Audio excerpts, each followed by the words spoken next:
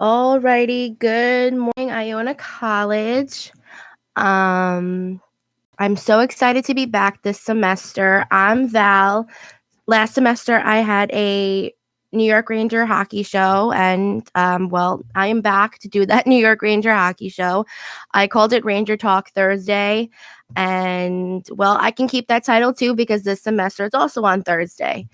So, jumping right into it, I know it's like super awkward. The first show is, especially me, because I'm such an awkward person. Um, Last night was preseason, the start of preseason, and so I was so excited to start watching hockey because I missed it. I think the last New York Ranger hockey game was about April, I'm assuming. Um, which has been such a long time. I feel like I have nothing to watch because, like, I like baseball. Like, it's okay, but it's people are gonna hate me for saying this, but I'm kind of boring. It's kind of boring, not me. So, and football, I'm like, I don't know. Hockey's my sport. I try for other ones. It just doesn't work out. Um, so before I get into all the preseason games, I just want to start with the off season really quick because last year the Rangers were in a rebuild, and so they were kind of just working with almost a brand new team and really building that player dynamic not only within themselves but with the new coach David Quinn. And I think they did okay. Like, obviously it was all new players trying to mesh well, and they didn't make it to the playoffs. Like, they had some work things they needed to work out. It wasn't terrible hockey, but it wasn't like really really good hockey. um but like I said, they were starting from the bottom. So in the off season, they had to make some really big moves in order to get past where they were last season. So one major person that they acquired is Artemi Panarin from the Columbus Blue Jackets. Now, if you're a hockey fan, then you know his name, you know what he brings to the table and just how great he is. So getting him from Columbus was huge. We were actually in a war for him, I guess, with the New York Islanders, who were offering him more money than we were. But he declined that offer and took less money to come with us because we did not have the money. We're having cap issues. That's a whole different story. But he took less money, said he wanted no part of the Islanders, and came with us. Now, yes, I know it's the original 6 team, Madison Square Garden, yada, yada, yada, but still, it's fun to rub into the Islanders' faces. So, another big player from offseason is no, actually, it wasn't the offseason that we got him. That was during the trades. Anyway, Jacob Trouba. He is another huge player.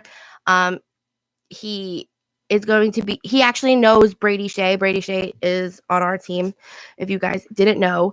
And so they're actually friends. They know each other. So that dynamic is going to be fun to watch between the two of them and see how they work together, because we're just getting these big name people and we haven't had that for a little while. And it's going to be fun to see that.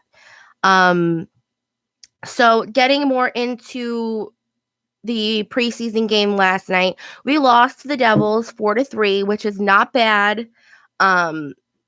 It's really not bad start. Yes, we lost, but the points are not far off from each other. So I want to talk quickly about the power play line that I saw last night. That power play line consisted of, right, Panarin, Trouba, Mika Zibanejad, who we know and love from last few seasons, and Chris Kreider, who, again, we love him from previous seasons. And this new player, Kakko, is his last name, and so I'm going to get into him in just a second, but that power play line was so incredible. I had class last night, so I couldn't watch this power play that I'm talking about. So I watched all the highlights. I recorded it, so I know I did see it.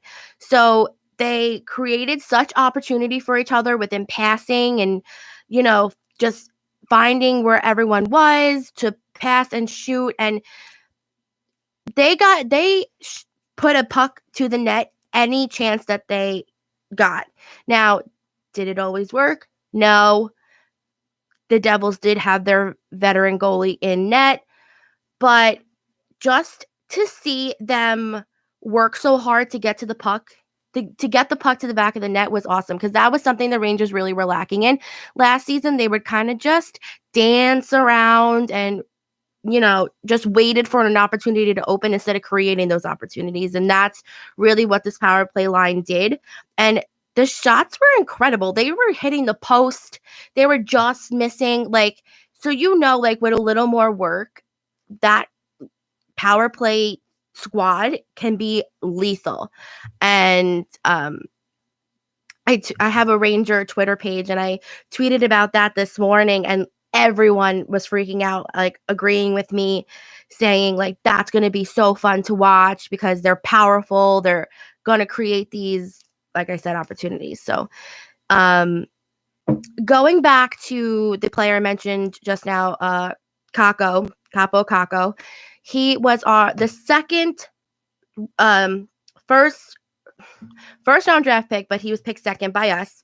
And so the Devils had the first pick of the draft, and we had the second pick of the draft. And it was kind of like a last minute decision to find out which player we were really going to get, either Jack Hughes, who was obviously went to the Devils, or Kakko, who went to us. And so, because New York and Jersey are notorious for having this kind of sports rivalry, this just enhanced that. It's really going to bring that back, because I feel like for a little while we were missing that big rivalry, I guess you want to call it. But just by watching how many fights happened in a preseason game last night, you can tell that this is going to be nuts. Now, Jack Hughes on the Devils didn't play last night, so we missed out on that whole dynamic and how it was going to be. But they were fighting. It was hostile, not for nothing. It was intense. There was a few fights. I loved every second of it. I don't know. I love when people fight in hockey. That's just me. But it was cool, and I'm kind of really excited. Not for the fights, because that sounds really bad, but the hostility, and just that's what makes it so fun, is when you go to a game and everyone's just on it, on edge, and just so excited and pumped and cheering for their team so hard. That is the best kind of hockey to watch, or any sport really, but hockey, crazy hockey girl here. So they were talking last night. Sam Rosen, the announcer, was talking during one of the plays about Mika Zibanejad and how he really stepped up, not only on the ice, but in the locker room. Meaning, so little backstory: the Rangers haven't had a captain in the past few seasons. They, are kind of just waiting to find the right person to be that person to look up to for the team and hold it together. And they were saying that in the locker room, Mika Zibanejad has really been that person, really taking the younger players under his wing, and kind of just really helping them out. And you kind of saw that last season too. I honestly thought he was going to be named captain. And so I think there's talks about it, and Mika for captain, I'm all for it. I love him. I think he is so phenomenal. You see him in all his interviews, and he's just always a positive person, I guess. I don't know the right words. Like I said, it's 9 a.m. So there's a few players that I wanted to mention really quickly that I was watching to look out for the team, and that was Kravtsov. And he is a young guy. We got him, and I would learn that name because his play last night was incredible. You thought he was playing in the NHL for years. And what is he? 18, 19. He's young. He's really young, but he kept up with all the players on the ice. And when he was on the ice, that puck was traveling to the Devil's net. It was getting there, hitting the post, just going for a goal. And